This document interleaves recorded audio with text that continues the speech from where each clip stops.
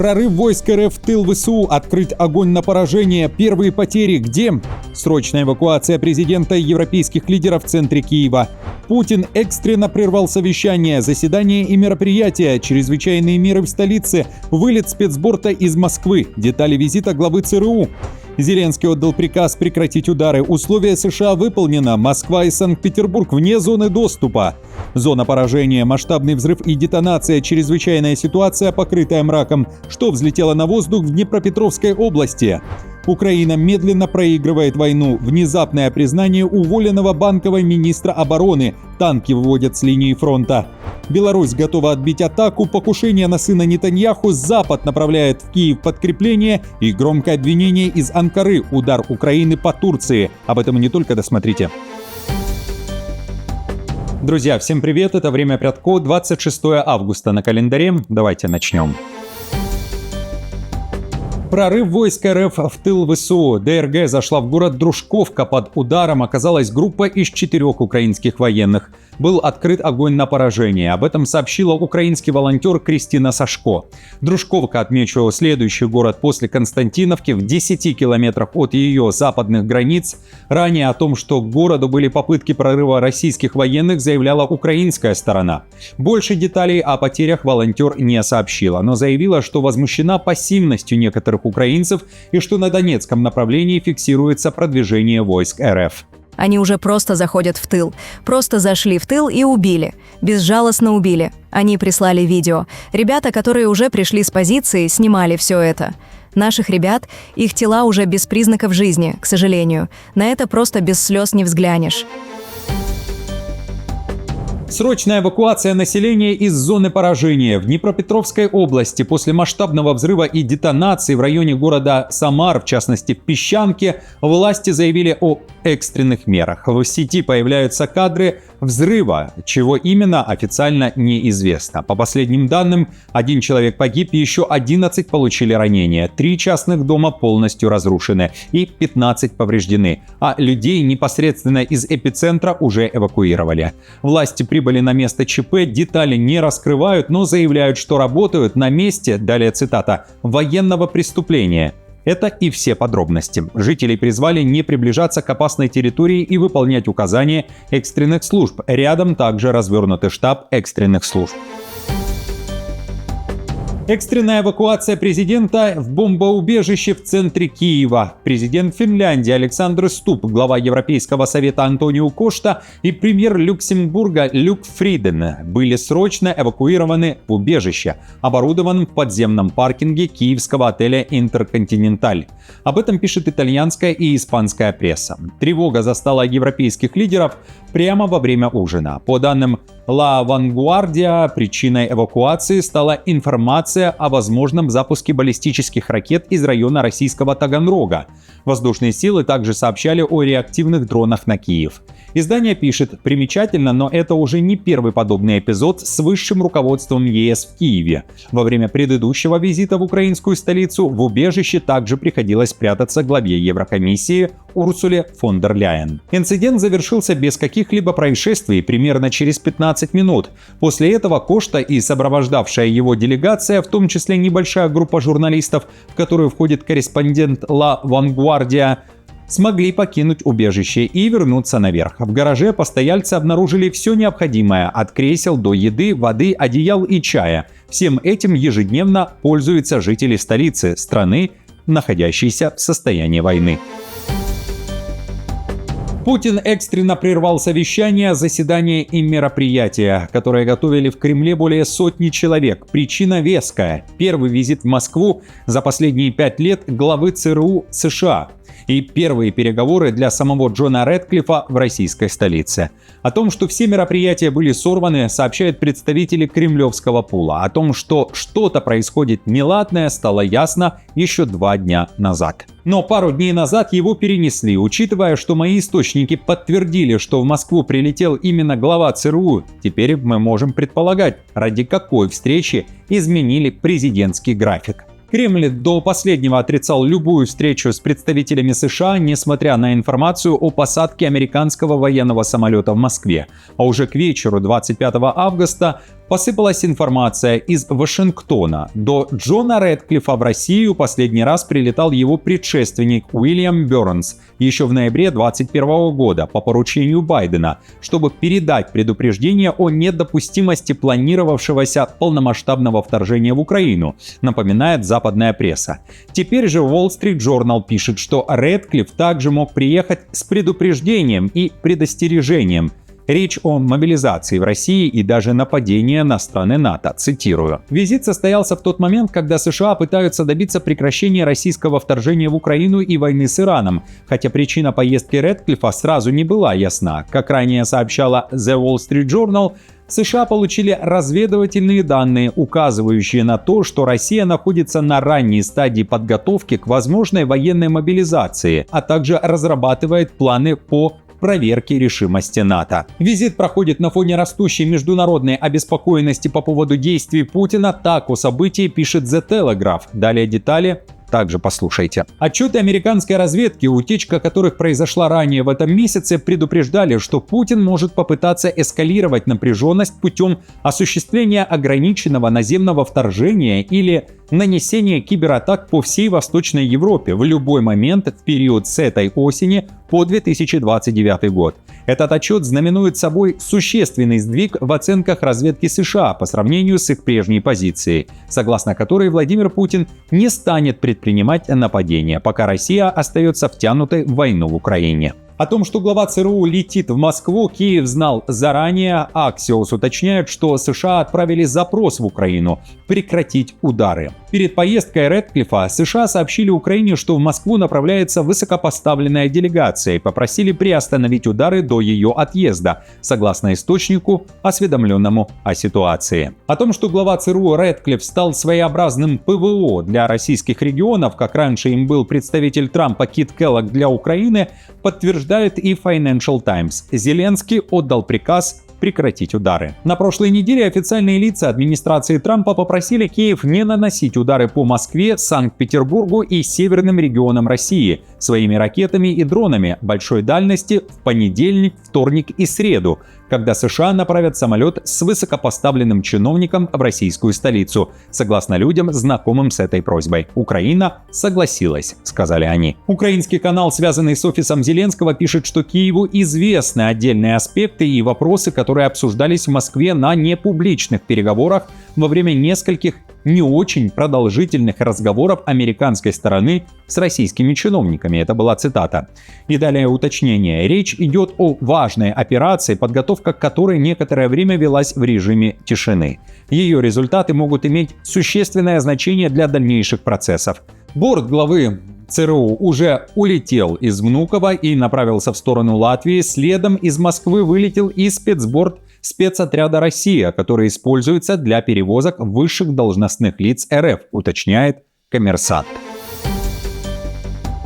Украина медленно проигрывает войну. Именно так сейчас заговорил экс-министр обороны Украины, который был уволен Зеленским всего 1,5 месяца назад. Теперь Михаил Федоров уверен, у Киева осталось всего несколько месяцев для перелома ситуации. По его словам, стране не хватает единого плана победы, а военные усилия тормозят коррупция, сети покровительства, зависимость государственных институтов и неспособность быстро внедрять инновации. Обо всем этом Федоров рассказал в интервью Рейтер. Он утверждает, что технологии, способные остановить российское продвижение, уже существуют. Это автономные дроны CAA, дешевые ракеты-перехватчики и собственная баллистическая программа. Однако государство использует свой потенциал лишь на 5% эффективности.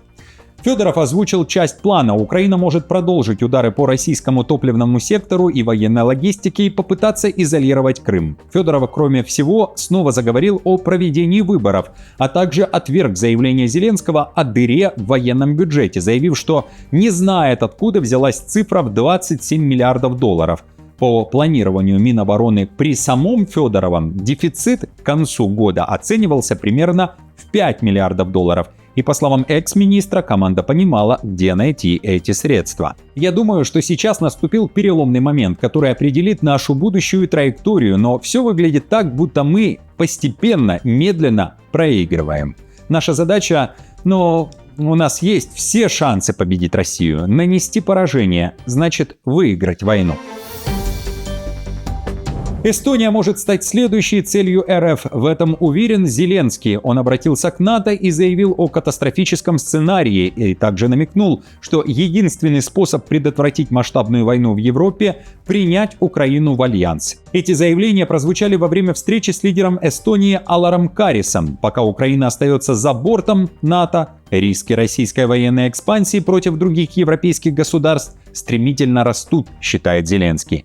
Также, по его словам, в случае угрозы для Эстонии на ее защиту должны встать более 30 стран оборонного блока. Но Украина, несмотря на близость к России, пока не входит в него, прозвучало в Киеве. Но Банковой утверждают, что именно появление закаленной в боях украинской армии внутри Альянса станет критическим фактором сдерживания Кремля.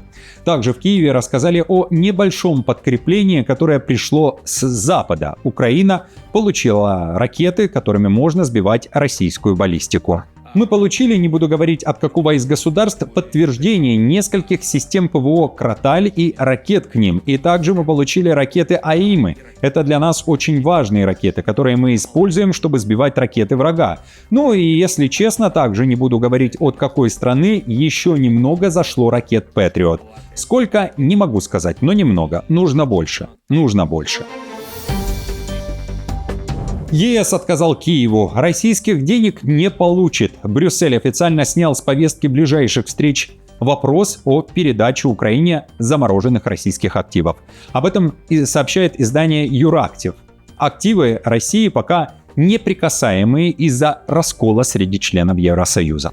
Отмечу, последний раз этот вопрос поднимался накануне, 24 августа, в Киеве на встрече коалиции желающих.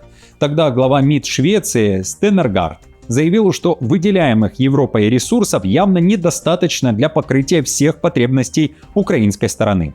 Также, несмотря на одобренный пакет на сумму более 6 миллиардов евро на ракеты и боеприпасы, Еврокомиссия запретила Киеву тратить деньги программы военной помощи ЕС на закупку комплексов Патриот. Из обещанных 90 миллиардов евро кредита на этот и следующие годы Брюссель не выдаст ни цента без тотального контроля. Еврокомиссия заявила, что будет досконально проверять каждый контракт с оружейниками, прежде чем перечислить средства. Удар Украины по Турции. Глава судоходной компании «Трансбосфор» Мустафа Джан обвинил Киев в пиратстве на Черном море. В интервью телеканалу Bloomberg HT он заявил, что именно Украина спровоцировала морской кризис, который нанес колоссальный ущерб турецкой экономике. По словам Мустафы Джана, после ударов по гражданским судам трафик через турецкие проливы обвалился почти в 8 раз, с 200 до 30 кораблей в день. Если война между Украиной и Россией продолжит нарушать морские перевозки на маршруте Черное море-Египет, потери Анкары за 3 месяца могут достигнуть 20 миллиардов долларов, подчеркнул Джан. Он также напомнил, что сразу после саммита НАТО, который проходил в турецкой столице, Украина атаковала десятки судов в Черном море. При этом Киев заявляет, что поражает только корабли теневого флота России. По состоянию на 22 августа ВСУ сообщили о 36 пораженных судах в Черном и Азовском морях. Хотя 35 судов и не затонули, они вышли из строя. К тому же это пугает экипаж больше не хочет идти в этот регион. Я считаю, что это в некотором роде пиратская атака. То есть, как ты смеешь бить по судну под турецким флагом? Вслед за этим то же самое начала делать и Россия. Турция должна выступать с более серьезными и жесткими заявлениями. Танки выходят с линии фронта. ВСУ прячут в лесах под сетками и даже под обычной паутиной известные западные танки стоимостью около 10 миллионов долларов, которых Украина когда-то настойчиво добивалась от союзников. Об этом пишет New York Times. Главный акцент – дешевые дроны сделали применение тяжелой техники на поле боя крайне опасным.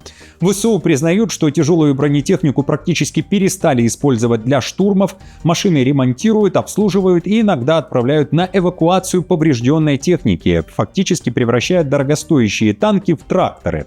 Издание пишет, ситуация дошла до того, что некоторые новые бойцы 33-й бригады, пришедшие на службу в последние годы, вообще ни разу не прикасались к танку. Вместо этого они ремонтируют и осваивают наземные беспилотники.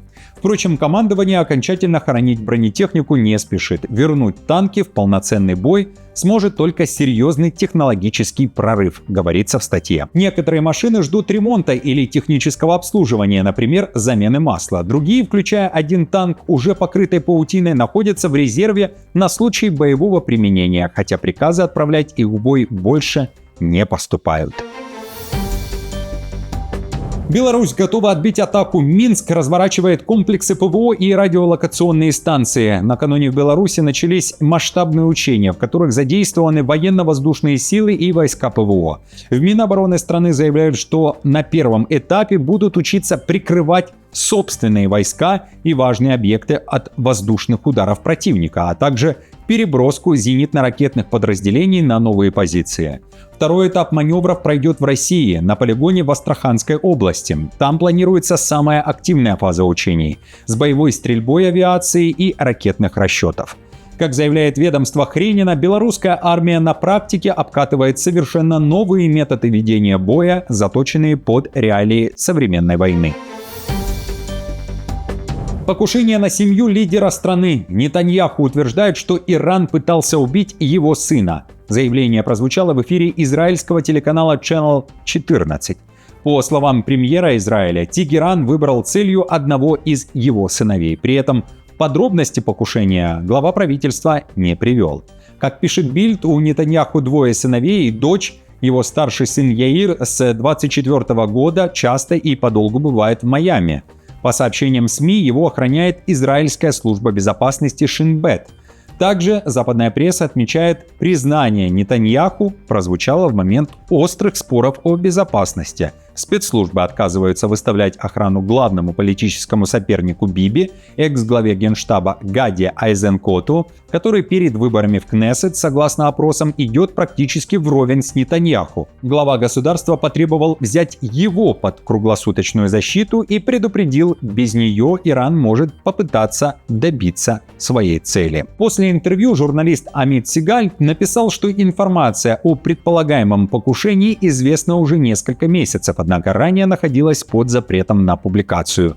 Какой именно сын Нетаньяху мог быть целью и что стояло за предполагаемым планом, пока публично не раскрывается.